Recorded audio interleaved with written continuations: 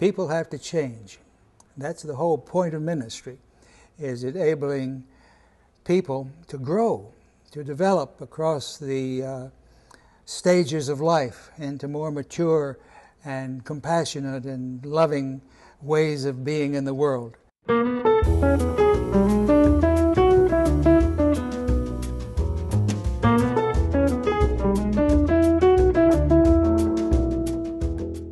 To put it briefly, what I did across 30 or 40 years of ministry was allow myself to be influenced and my mind and outlook to be shaped by geniuses that wrote books and spoke in a way that I could not ignore, and that enriched me and moved me and touched me intellectually and emotionally.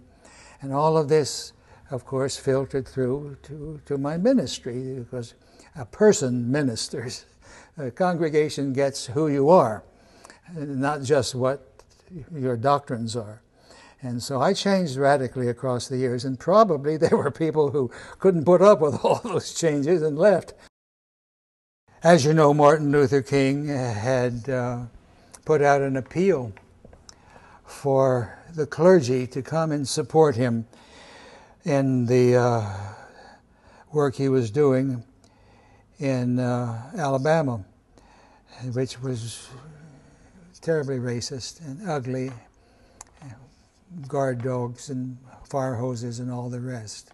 And he put out a special appeal to the clergy, and Unitarian ministers all over the continent responded. I decided that I would talk about that on that particular Sunday morning and preach the sermon describing the civil rights movement and the obligations of religious liberals to be supportive and all of that. And at the end of the sermon, apparently a few of them were moved, and some of the men got together, Leon Papineau and others, said Ernie ought to go to Selma to march to Montgomery.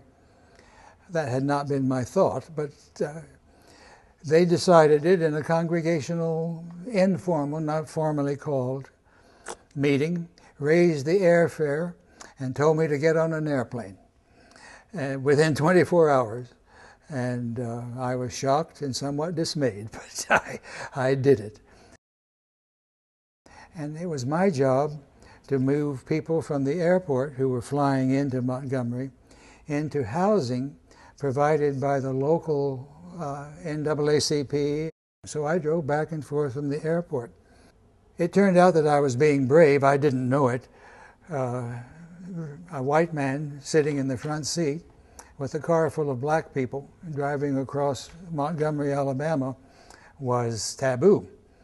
And I didn't realize that, but I began to when people frowned and shook their fists and so forth.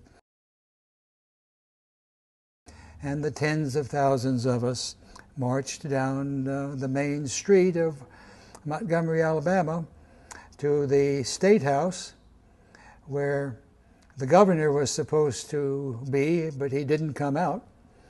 And Dr. King made a very moving speech on the steps of the State House in Montgomery, with all of us there around to listen and to applaud.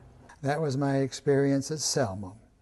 It gave me the reputation as an activist.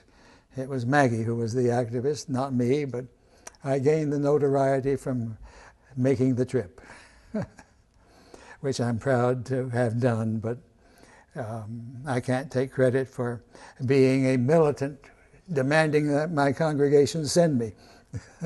All I did was preach a good sermon and get drafted. That's what happened. I see Unitarian Universalism as a room within the larger mansion of liberal religion. And liberal religion means a religion that is not constrained by dogma or the past, for that matter, and in which the mind is free to challenge the ideas that inform the religion, and the heart and soul to reach out to people that lie anywhere in the world. I think those of us that are in the liberal wing of organized religion are suffering somewhat because the right-wing evangelical and charismatic people are so militant and growing so rapidly. But if you look at the statistics, we in the UUA have done as well as any of the mainliners, and even better than some. And I think our particular brand of religion or color, shape of religion, has enormous promise. I think that ministers and congregations do have to be aligned in certain areas. There has to be some theological congruence between the minister's point of view and the congregation's accustomed and general point of view. I'm happiest about having had the privilege of doing was relating to some of the many families I could relate to across these years, and seeing all the changes, many of them unhappy, divorces and deaths and whatnot, many of them happy. It's a fascinating drama of human beings growing and changing and living their lives and having their relationships, and you are a witness to all of this, and more than a witness, occasionally a participant. And it's an incredible drama, this human family of which we are a part.